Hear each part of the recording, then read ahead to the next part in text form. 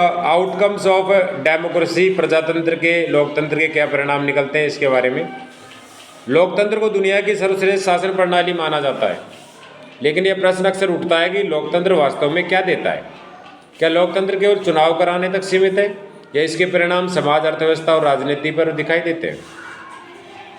कक्षा 10 का यह अध्याय लोकतंत्र के विभिन्न परिणामों को समझाने का प्रयास करता है। यह अध्याय पाठ्यक्रम में इसलिए शामिल किया गया ताकि विद्यार्थी समझ सके लोकतंत्र से हम क्या अपेक्षा करते हैं और हमें वह अपेक्षाएं किस हद तक पूरी करता है।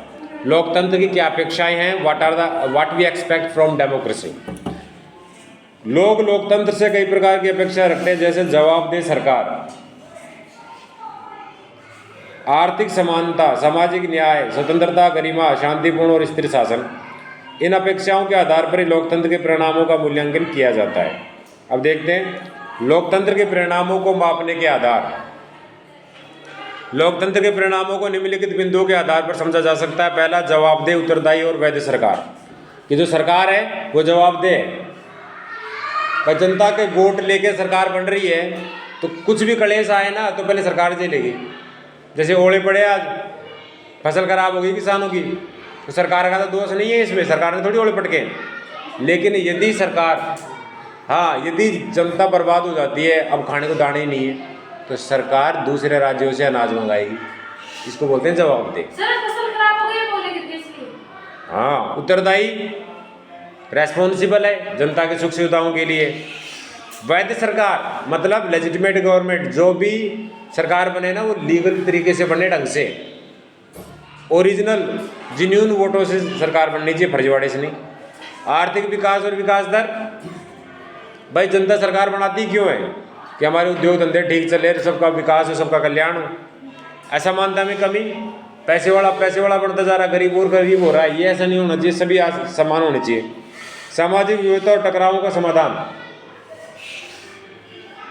समाज में जो ऊंच नीच की भावना, जातीय प्रथा कई बार टकराव उत्पन्न कर देता है, ऐसा नहीं होना चाहिए। स्वतंत्रता और मानवीय गरिमा, सबको सम्मानपूर्वक जीने का अधिकार है, चाहे वो किसी धर्म, जाति, लिंग, संप्रदाय को आदमी। जवाबदेह, उत्तरदायी और वैध सरकार, अकाउंटेबल, रेस्पॉन्सिबल, लेजिटिमेट गवर्नमेंट। जवाबदेही, अकाउंटेबिलिटी। लोकतंत्र में सरकार जनता के प्रति जवाबदेह होती है। चुनाव के माध्यम से जनता सरकार से प्रश्न कर सकती है और असंतुष्ट होने पर उससे बदल सकती है।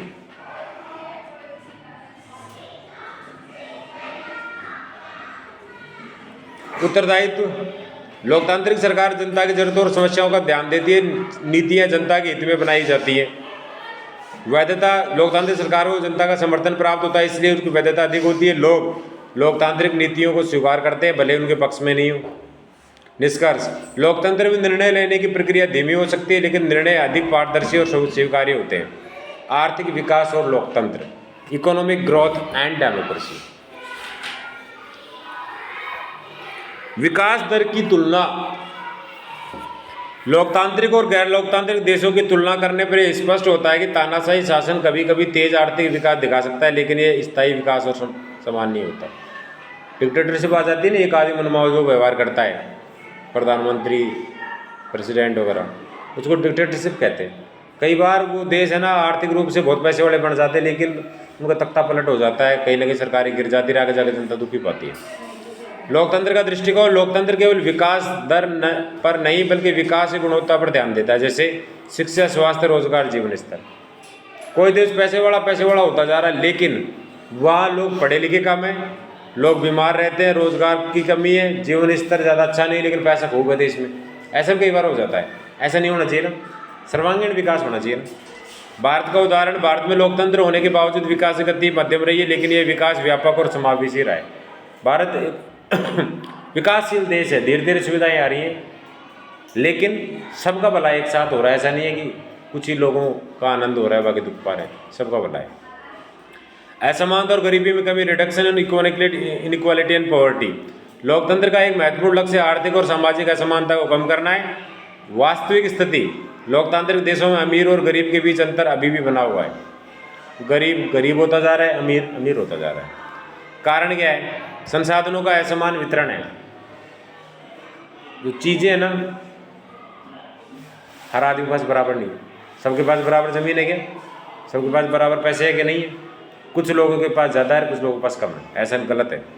सामाजिक और ऐतिहासिक कारण, नीतियों का सही क्रियान्वयन न होना, इस कारण से असमानता आती है समाज में। हमें पढ़ा सकते हो सर? 10 मिनट बाद। सकारात्मक पक्ष, लोकतंत्र में गरीब और कमजोर वर्ग अपनी आवाज़ उठा सकते हैं और सरकार पर दबाव बना सकते हैं। सामाजिक विविधता और टकरावों का समाधान, अकोमोडेशन ऑफ सोशल डाइवर्सिटी, लोकतंत्र सामाजिक विविधताओं को स्वीकार करता है। विविधता का सम्मान, लोकतंत्र विभिन्न भाषाओं, धर्मों, जाति और संस्कृति को साथ लेकर चलता है। इस देश के अंदर विभिन्न जाति, धर्म, संस्कृति के लोग रहते हैं, लेकिन कहीं ऐसा हुआ है कि भाई इस जाति के लोग इस देश में मत रहो, भाग जाओ, ऐसा कभी हुआ है कि नहीं?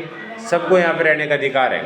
टकराव को शांतिपूर्ण समाधान, लोकतंत्र में मतभेदों को संवाद, बहस और संवैधानिक तरीकों से सुलझाया जाता है। मतलब आज देखो जनता रहेगी, दो बर्तन रहेंगे, खुड़केंगे, वो तो आवाज़ करेंगे। तो जहाँ जनता बसती है वहाँ पे लड़ाई झगड़े होते हैं, लेकिन उनका इलाज भी होता है ना। भारत में लोकतंत्र, भारत जैसे विविधतापूर्ण देश में लोकतंत्र ने सामाजिक टकरावों को हिंसा के बजाय राजनीतिक प्रक्रिया के माध्यम से हल करने की सहायता की है।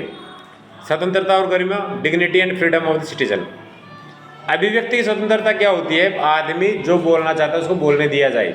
इसका मतलब ये नहीं है कि गाड़ियाँ ही बके। लोकतंत्र नागरिकों को अभिव्यक्ति, विचार और संगठन की स्वतंत्रता देता है। समानता की भावना, लोकतंत्र में कानून की नज़र में सभी नागरिक समान है। अरे कोई रईस आदमी गलत काम कर दे, चाहे गरीब आदमी गलत काम कर दे, सज़ा बराबर ही है। तो प्रैक्टिकली ये होता है ना कि रईस आदमी अच्छा वकील कर आके छूट जाता है। महिलाओं और कमजोर वर्गों की गरिमा, लोकतंत्र ने महिलाओं, दलितों और अल्पसंख्यकों को अधिकार और सम्मान दिलाने में महत्वपूर्ण भूमिका निभाई है। तो निजी से नीची कंडीशन के जो लोग हैं उनको भी सरकार ऊपर लाने की कोशिश कर रही है, क्योंकि वो भी देश के नागरिक है। पहले लड़कियों को कम पढ़ाया जाता था, आजकल खूब पढ़ा रहे हैं। तो इन चीज़ों से हमें पता चलता है कि सरकार आगे इनका काम नहीं कर रही है। लोकतंत्र की सीमाएं, क्या डेमोक्रेसी कोई ऐसी चीज़ है कि वो हर किसी की इच्छाएं पूरी कर देगा? नहीं। हालांकि लोकतंत्र का अनेक सकारात्मक परिणाम है, फिर भी इसकी कुछ सीमाएँ हैं। निर्णय लेने में देरी, क्योंकि इसमें दोनों ही पक्षों को सुनना पड़ता है।